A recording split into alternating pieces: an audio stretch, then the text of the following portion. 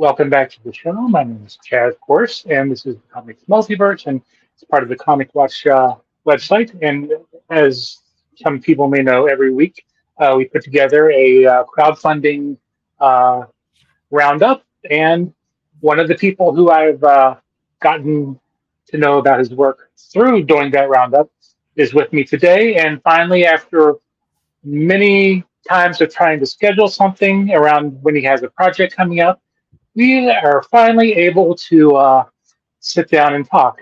My guest is Charles McElvy. Hopefully I said that right. I'm going to ask him. I'm going to bring him in and ask him about that. So let me see. There he is. He's the creator of what is it? Spider Squirrel and Trash Panda, and is currently funding American Yakuza. Is that correct? That's correct. Yeah, thank you. And all right, you nailed the last name. Most people do screw that up the first 5 times.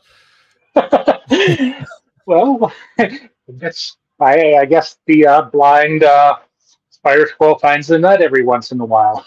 Yep, exactly.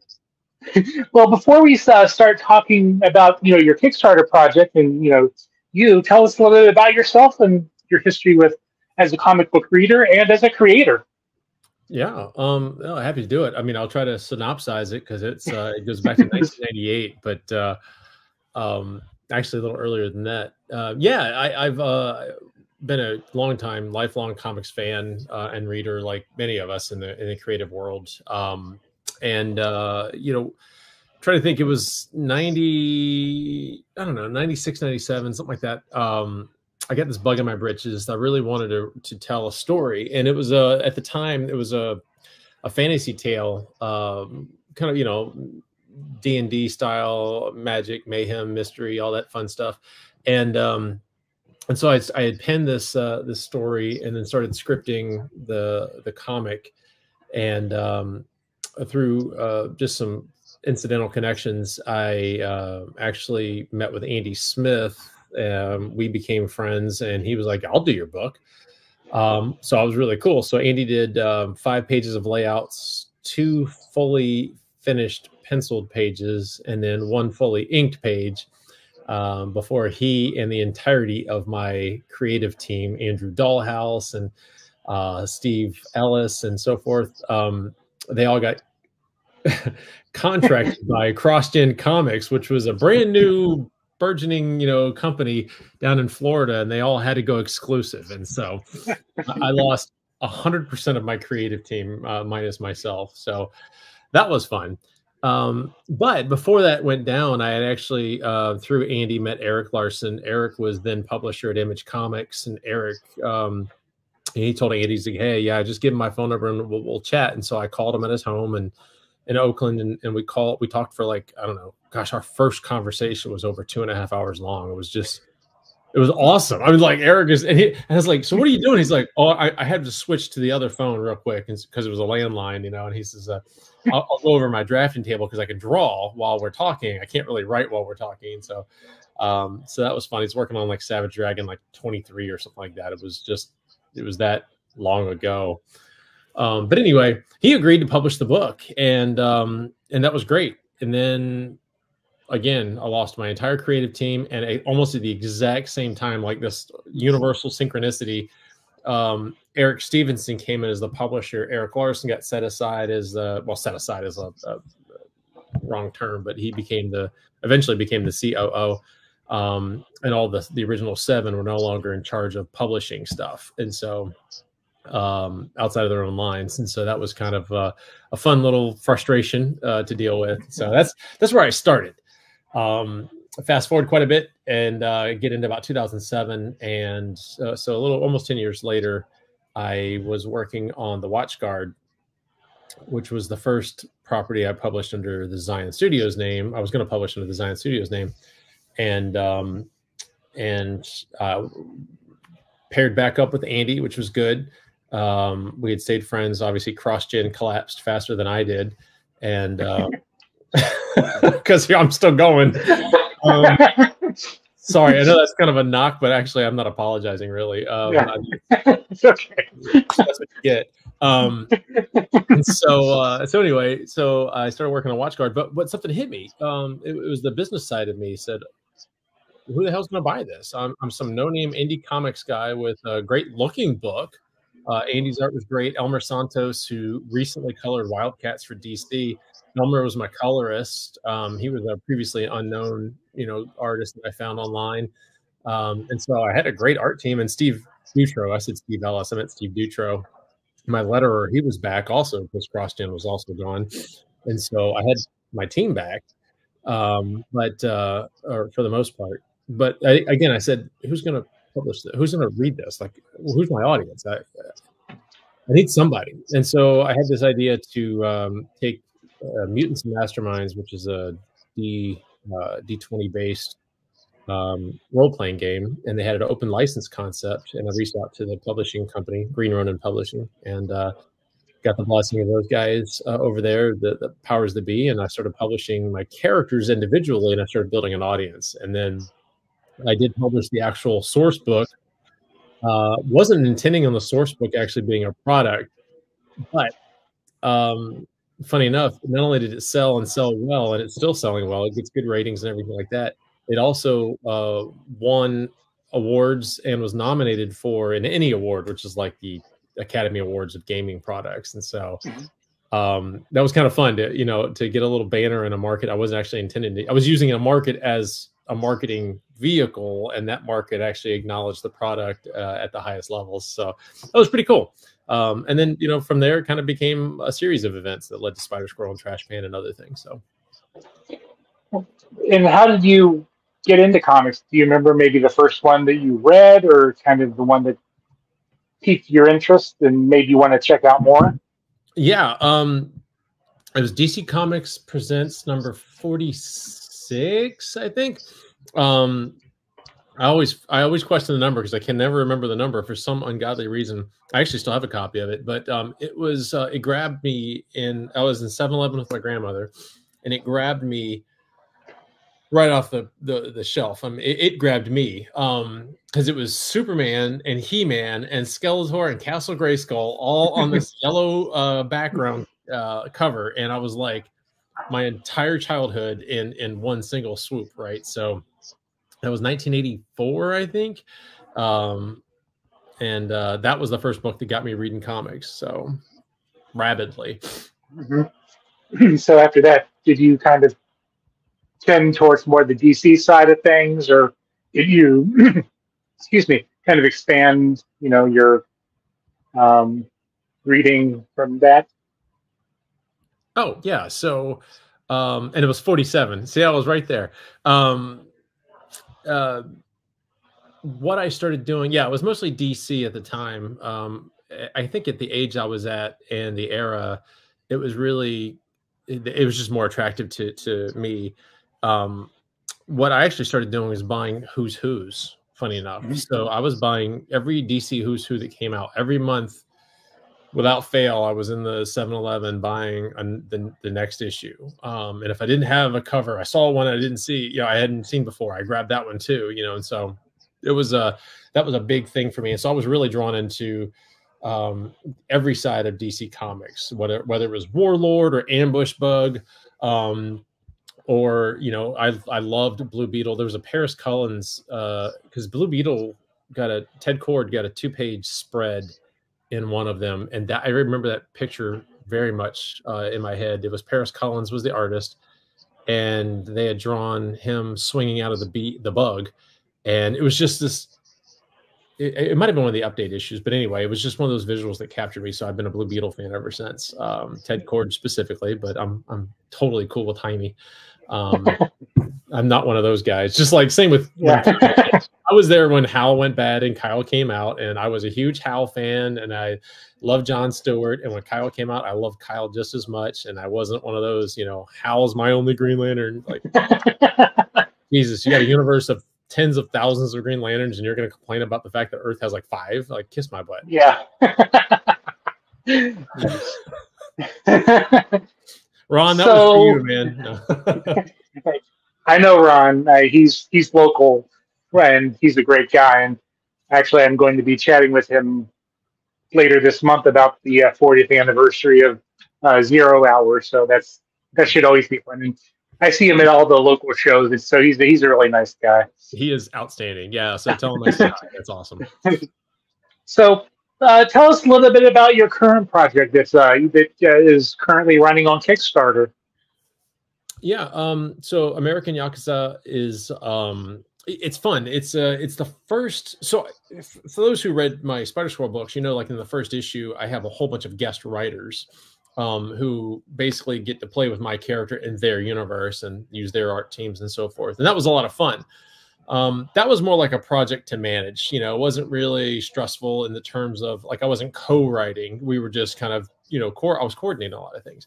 Mm-hmm. This is the first true venture where I actually co-write, and I'm the tertiary writer on this one. So I came up with a concept, had this vision for what I wanted the characters to kind of be and do at some point, to some level, very high level. And then I recruited Anthony Stokes and Chris Moses, both of whom I had been fans and friends of and friends with over the last couple of years. We kind of came together, and last year I said, "Hey, I think I want you guys to write this. Be my primary writers." And so it was the first chance for me to kind of step back, almost in an editorial role, and give them a little freedom and say, hey, these are they literally are tabula rasa. I had very little information to give them other than the basic concepts of each character. I knew Xavier. I knew what I wanted him to look like. I knew what I wanted his background to be, and so forth. And then the other characters were kind of co-created with Chris and Moses, Chris and Anthony as we went through iterations of plots and stuff like that. And it was really fun too. So I had a blast. I'm still having a blast creating this with them. I get to kind of come back in again, almost like an editor, and fine tune some things. Just last night, Stokes and I were messaging back and forth about issue 3. There were some dialogue changes we both wanted to make, and so we were kind of bantering things back and forth, and came up with some great solutions. So been a lot of fun. I think this book is it's a great departure. Is a nice opportunity for me to get outside of the superhero world, which I had been doing for like the last 30-something years in various capacities, and to step into something that I've been wanting to do for a long time. And so that, and a chance to work with a couple of the new guys out there who are doing hot products. Like, Stokes has Decay, and he just released Prescription Paradise. And he's got Cybernetic Girlfriend coming out soon. And then Moses, who I've got his, I think I have his books over here. But anyway, Chris, has got so many good books out there. Control Z being one of the more recent releases. He also has, I can see the picture in my head. Exorcist Club is the one that's out on Kickstarter right now, and another fun book that those guys wrote together. So that's out there. So if you're interested in, kind of a Cinemax level action, violence, language, and sexuality kind of a book where there's a murder mystery in Japan. We do say it's a lot like Succession meets Tokyo Vice meets John Wick meets Warrior from Max, which was one of my favorite shows. So we got the whole Yakuza family feud going on, and there's a lot of fun. So this is the second part. Am I correct? So yeah. What has happened so far in the story, and I assume that people who are going to be, if they want to support this, they can also get the first part too to catch up. Yeah, I'll avoid some spoilers for those who haven't read the first act. Act 1 and Act 2 are both available on this current Kickstarter. And when we do 3, which I'm already building the campaign for, you'll be able to get 1, 2, and 3. So there'll always be a catch-up tier. And we'll always have every issue available, except for maybe the limited ones we run out of covers-wise. We'll have at least the main covers always available as an add-on. So those will be out there for anybody who wants to do catch-ups. And, of course, digital is always an option. Yeah, so Act 1, we meet Xavier, the main character, as he's flying. He's reminiscing. He's flying to Japan. Not his first trip in Japan necessarily, but he hadn't been in a while. And he's going to the funeral of a friend and business partner, Tenshin. And we talk about Tenshin. a little bit in the first couple of pages, a lot of internal dialogue or monologue rather for Xavier. Then we jump right into the action. So he lands in Japan. He's picked up by Kyomi. She escorts him over to this business headquarters of a gentleman named Masashi. Masashi is a very wild character, and he is very different than Xavier. And there's some great character moments that that Stokes wrote in here, especially in the Tokyo Mall, where you get the juxtaposition of Xavier and Masashi. Those two characters they couldn't be more different. So a lot of fun there. And then of course they're hunted down by some Yakuza thugs. And then the chase begins. They manage to escape. Whether they're fully unscathed or not, you'll find out if you haven't read the first issue. And then we jump right into the second issue, and the action is just going to intensify from here. So really fun book. And Catherine Calamia actually just posted something yesterday about it, which I was totally flattered by. Her post was... I'll read it to you. American Yakuza is a fish out of water tale that expertly takes you straight into the action with art that's reminiscent of Daniel Warren Johnson. I backed the latest installment on Kickstarter, and she provided the link. So that's high praise from another great creator, in my opinion. Yeah, and she's very all about the indie creators and Kickstarter and stuff like that. And so that is nice to have someone like her say that about your project. No kidding, right? Yeah. So thanks, Kat. So is there one character that you've kind of grown maybe attached to, or didn't like, kind of when you began weren't so like, oh, they're a background character, but now as they've been fleshed out more, that they've become more interesting, that you would like to have maybe explore? From any title or Yakuza? From Yakuza, yeah. So it's a good question. Like every character has a very distinct personality, which has been really refreshing to read. Xavier's still my favorite, not because he's the protagonist, and not also because he was originally created by me, but when Chris and Stokes started fleshing out the stories and stuff like that, and really added depth to the character, he became even more attractive to me as a character. I love Kyomi. I think she's a whole lot of fun. She's as hot as she is deadly, and that's a lot. It's always fun, right? It's especially for those of us who grew up in the 80s with I never thought Cynthia Rothrock was hot, but there was something about like that, female martial artist just kicking your ass, and then also like whatever. Anyway, so yeah, I'm not taking that thought any further, but yeah, so I love Kyomi, but I will say maybe Masashi, if anybody, is the surprise character for me. I kind of knew what I wanted out of him, what I had in my head for him, and one of the first visuals that I had. But when I saw that first draft come in, and again that scene in the Tokyo Mall, I laughed my ass off, and I was like, "That is Masashi! Like that is it." There's a couple of shocking moments when you first meet him that I think are really fun for readers, depending on how you take it. But I think that moment when he and Xavier are talking on the escalator going up was it for me. That nailed it, and I really fell in love with Masashi as a character at that point. So what are you with this campaign? What are the reward levels that you are offering for people to help fund the campaign?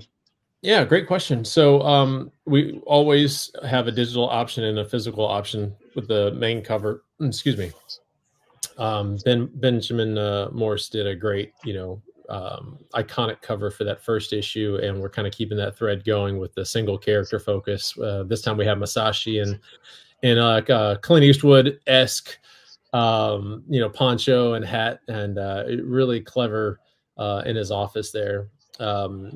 we have that cover available in print and digital, and then we have digital deluxe, which will get you as a backer, get you a copy of the script if you want to see the script and how we kind of created the thing, and really even the variance between the final print book and how the script started when the artist started working on things. Because, like I said, last night we were still making dialogue changes at the end there. And you also get a full cover gallery, including the NSFW covers. There's the Benjamin Morse cover, which is the main cover. Damiano Restivo, who is the interior artist, also does this. He does this gorgeous. It's like just cinematic, especially when John put colors on it. The cinematic cover, cover B, which seems to be the most popular one right now. Cover C, we did Gambone. He's an artist that worked with both Stokes and Moses on different campaigns and different projects before. He has a really fun one where we focus on Kyomi, and she's getting attacked by some other female assassins at an onsen, which is a Japanese hot spring. And yeah, I see the flames on the cover. Yeah, so, yeah, it must be a hot spring. Yeah, it's hot, all right. Yeah, because one of those there's a sweet version where she's getting attacked with bikinis on, and there's a not so sweet version, a little more spicy, where the I had to avoid violating some rules. I had to put some flames over some tiddly bits. But yeah, so that's available as sweet and spicy, and then there's a really fun one from the Shong brothers that takes place in like a karaoke strip club, which is kind of fun. And there's also a sweet and spicy version of that one. And in that, Xavier's in a bar brawl while Masashi's on stage singing karaoke, which is just, again, perfect juxtaposition of the characters there. Again, sweet and spicy on that one. And then we have another one from Tiago da Silva. It's just Kyomi, and she's in a robe, really pretty burgundy, kind of a almost velvety looking robe. And that is also available in sweet and spicy modes. And the spicy one is also available as a metal cover. So a lot of cover options, and there's an all the covers option, which gets you everything but the metal one. And the metal one is available as an add-on. That one's limited. We're only going to print 25 of those. So last I checked, roughly half of those I think were claimed, either through add-on or through the reward tier. And then, of course, somebody who's new to me altogether and just wants to get the entire library, have that library option available in digital and in print. So last time we did the Yakuza book, we had 13% of our backers were brand new and had never, ever backed a Zion Studios project before. And of those, that 13%, 6 people bought the library in either digital or physical format, which I thought was really, really cool.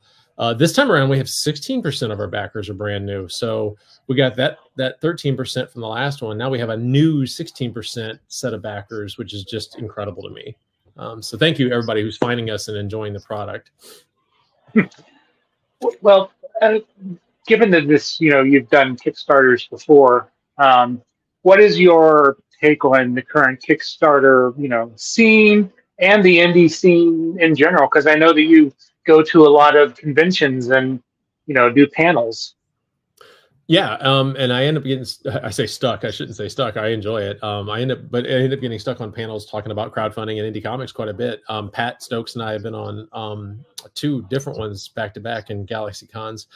But I love it. I first off, I think to answer the question directly is, I absolutely love the indie comics scene. The thing I love about indie comics is anybody can make a book now. The resources are out there. I mean, funding is always a challenge for people, depending on how you want to do your book. But the resources are out there. Crowdfunding is no longer in its nascency. It's no longer this new thing that people aren't sure about. It's an established anchor resource in our community. And we have great, crowdfunding tools like Kickstarter is clearly the mature, one out there. Zoop, I love both as a backer and a creator. I love the experience on Zoop. Zoop's audience still needs to grow a little bit. But Jordan and Eric and those guys over there are outstanding people. They are running their business the best they know how, and they have a lot of great ideas, some of which I've seen and heard, but they haven't implemented yet. So that's a great maturing model there. Indiegogo has always been out there. Indiegogo, I think, some people have trouble with it because of certain political tendencies that are out there. I just have trouble with it because it's such an awkward experience. I find Indiegogo, while it's more mature than Zoop or Crowdfunder or BackerKit or these other ones, it's still clunky as hell. And so I feel like as a creator, it's clunky. I feel like as a backer, it's clunky. And so I just tend to I don't go there just because it's not a fun experience. I think the best experience is on Zoop as a backer. I think the most consistent experience is on Kickstarter as a backer. I think those two are kind of my top favorites. So if anybody's going out there and wants to get in, Kickstarter brings the biggest audience, obviously. So it tends to get favored naturally. It's really good. It's an interesting time. I think I see a lot of people jumping into Kickstarter, and the biggest complaint is, oh, nobody sees my project. But then I go and look at their socials, and they're not actively promoting, or they're doing just basic promoting. They're dropping a link here, or there's a link, link in profile or whatever there, and not really trying to do good marketing, and I think that's a struggle. That's the one thing I think that ironically probably has the most available resources around, because you have books and you have websites and blogs, and you've got, that tell you how to use everything from, social media ads, if you want to pay for those, to Google ads, if you want to pay for those, to just advertising in general. You got tools like Canva, which gives you all these templates, right? You can just go out there and drop your crap in there, your links, your pictures, your information, and then start popping that out there. And yet I just don't see those being used as much. So I think my one criticism of indie comics right now is I'm including myself in that, are not thinking on the marketing level as deeply as we should. I think a few people are, and they're probably the more successful ones too. So how do you feel that you yourself has grown as a creator from your first project to now? Well, my first project sucked, so I mean that that's a lot, right? I mean, I joke. It's funny, actually. I give myself crap for it all the time. I say that I think WatchGuard was very rushed. When I read it now, I go, "Oh, cringe," but it's still, people still buy it and they still like it. And I have people who message me regularly, at least once a month, I get somebody out of the blue that DMs me or emails me and says, "Hey, when's WatchGuard #1 or 2 or whatever coming out?" So that's flattering. But really for me, I think voice has improved in terms of how I dialogue with characters. I freed myself from the shackles of trying to fit certain molds, and realized that I can do, I said this to somebody recently, but you can do a new story in an old way, and you can even do an old story in a new way, but you just got to do something different, right? And it really comes down to challenging the status quo. When I realized I freed myself from the shackles of I have to do a comic this way, realizing that indie comics is boundaried only by what people will buy. And when you realize that the freedom is out there and you can take those shackles off and kind of unfetter yourself from that limitation of how I should do comics and just do comics, you really, you can make a difference. I think I've grown a lot in that sense. I also, and again, I go back to working with Stokes and Moses. I love listening and watching the new guys, if you will. I'm kind of an old head, literally and figuratively. I mean, I just turned 49 last week, and so I am old. But also, I've been doing comics for a while in different ways and shapes and forms, and I've been reading comics for 4 decades, and watching how they do things and listening to what they do, how they market, how they interact on socials. Not always for the better, but those are ways that I've learned to grow myself. And then even doing the comic book, I challenged a couple things in the creative process with the script, and I was like, "Oh, I don't know, this doesn't work. Like, we really don't know." And after some discussion back and forth, I go, "You know what? Let's just give it a shot." And it turns out that they were right. So, I think just not being set in my ways has really helped me grow fairly consistently. Now, am I correct that you were on American Ninja Warrior? Yeah, yeah. I will never escape that. Not that I try to. I really, it was one of the greatest times. And I'm still friends. Like Jamie Aron, he's the green-haired Captain NBC guy. Jamie and I still text every once in a while, either at minimum, at least a happy birthday to each other on our birthdays. But he's a good friend. And I still have some friends on the show that I really enjoyed talking to every once in a while. We still interact on socials. I miss doing more ninja stuff, but I don't miss the time that I get to create more comics and spend with my family. So kind of a nice balance. But yeah, I was on Ninja Warrior season 10. Loved it. Yeah. I'm big on the behind the scenes stuff too. The producers asked me after my run to go and do course testing in Baltimore, Atlanta, and Philly, and a couple other spots. And so I got to go play, even if I didn't really show up on the show for those moments to play. It was really building the show. Is what I got to do. I like that part. Well, I'm sure you did better on the show than I did at the trampoline park down there. So. Oh no! You didn't break anything, did you? What? No, I didn't break anything. I'm way out of shape. I used to do triathlons myself, but having a kid, that kind of put a crimp in that, and so. That's not here or there for this show. But so is there anything else that maybe we didn't talk about that you wanted to mention about crowdfunding, about the Kickstarter? Please consider going and at least go check it out. You can go to www.american-yakuza.com. And that'll redirect you right to the Kickstarter page for either 2 or 3, depending on when you watch this video. It'll be a redirect page for all of the campaigns for this book. We are going to do eventually a larger collected edition. So that was actually originally the plan, but we opted to break it up into chapters for now. It's really fun. I think you'll enjoy it. Stokes and I are going to do a signing next Friday in Fredericksburg, Virginia. We'll be together at Gateway Comics in Fredericksburg, Virginia, doing a signing from 3 to 7 p.m. on August 16th. And then he'll be up in Fairfax Comic-Con that weekend after that. So come check it out. You can actually grab Act 1 right there from us and talk to us about it if you want. And if you've already read it, bring your copy and we'll sign it for you. But be glad to, it'd be nice to see people there. So, and am I correct that you have a couple more projects getting ready to launch on Kickstarter? Yeah. So, Scott Fogg's Night Care issues 1 through 3, we're going to launch. We're rebranding those under the Blind Squirrel banner. So, for those who don't know, I did split out an imprint of Zion Studios. I'm moving the superhero stuff over to Blind Squirrel, and then all the non-superhero or mature superhero stuff, if we do some of that, will be under the Zion Studios banner. And that'll give us a clear delineation of who the audience is intended to be for those who really don't want to get into mature books or would rather just focus on more traditional superhero publishings. Then you can follow Blind Squirrel.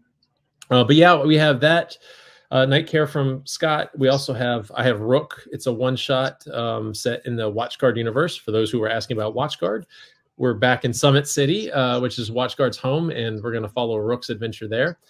And then after that, we've got, I'm trying to think, well, of course, American Yakuza will keep running through 5 issues, and then we'll do the collected edition. And and then Spider Squirrel Volume 2 is coming soon. I'm also, for those who are Spider Squirrel followers, please check out the Pots and Panels anthology when that comes out. There'll be a 4-page Spider Squirrel story and a recipe of mine in the anthology that I think you will all enjoy. Everybody loves my Bang Bang chicken, or at least my kids do. So so that recipe will make it in there. But yeah, we're already working on Spider Squirrel Volume 2, which will be issues 4 through 7. So I will call it Volume 2, but the issue numbering will be consistent with the first volume. So we're not going to do constant number one nonsense. Yeah. Sorry if you like that, but that's just not my style. Well, hope maybe when you're ready to get that out for the crowdfunding, then we'll come back and chat more about that project. No, I appreciate it, Chad. Thank you. Yeah, no, Spider Squirrel is fun. And we renamed Spider Squirrel and Trash Panda officially because Trash Panda became way more popular than I thought he was going to be. I had no idea what I was getting into with him. So where can people find you on social media? The easiest thing to do is just go right here at Charlie. Okay. Everywhere except for Instagram. With Instagram, because Instagram, well, Meta sucks. You have to put a little dot between my first and last name to find me on Instagram. I'm wide open on social media. You're welcome to reach out to me. You know, ping me, whatever. If you slide in my DMs and try to promote your Kickstarter, I may or may not see it. So your best bet is to, you know, tag me and ask me to look at something. And if I have time, I will happily do so. Yeah, I mean, that's really it. Again, if you want to talk about the books you love, like, hate, whatever, I'm all for it. All right. Well, I want to thank you for taking time out of your day to chat with us. And I'm, again, glad we finally got our, at least hopefully what is the first of many interviews in the can. And best of luck as the Kickstarter continues. I think, let me see. I minimized my screen. I see how many, let's see. I think you got about 2 weeks left. And you're right on the cusp. Yeah, we're just right $200 away from funding. It's like, it's right there, man. All right. Well, I'm sure that you're going to do that and more. So it was great talking to you, and everyone be sure to check out the our weekly crowdfunding roundup on Comic Watch, where we highlight this and many other projects that we think that you should be aware of and might just otherwise fly under your radar. And having said that, have a great day, and we'll be in touch.